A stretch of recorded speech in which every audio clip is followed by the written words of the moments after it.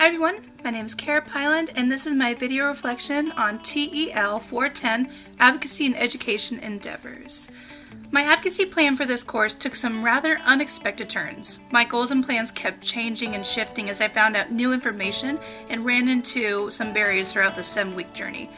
I found it rather hard to complete some of the goals I set for myself because of my workload and school load I had during this term. I couldn't meet in person with some of the people I wanted to talk with, which forced me to consider other ways of reaching out to parents and teachers in Bend.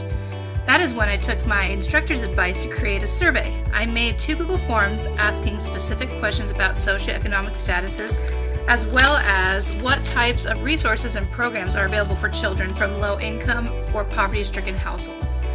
While these forms helped me gain more insight on my issue and advocacy work, I wish that I could have dedicated more time actually conversing with parents and teachers here in Bend.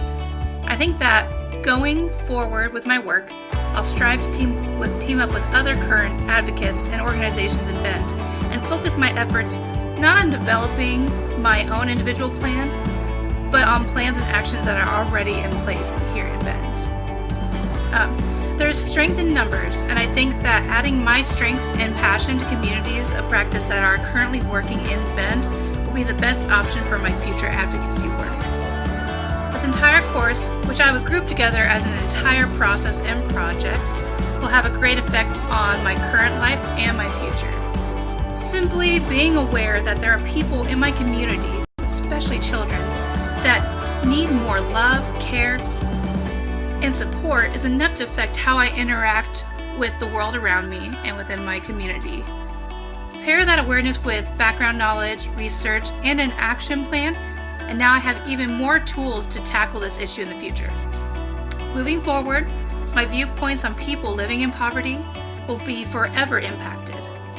I will now have even more empathy and passion to help these children and their families, and will do whatever it takes to help them receive whatever physiological, mental, emotional, and social supports they might need to succeed. I'll also now be able to consider other topics like this in my community and develop an organized action plan to address these issues in the future. This process throughout the course has tested me and pushed me to think in different ways and do more than simply just contemplate the issue and think of some action plans.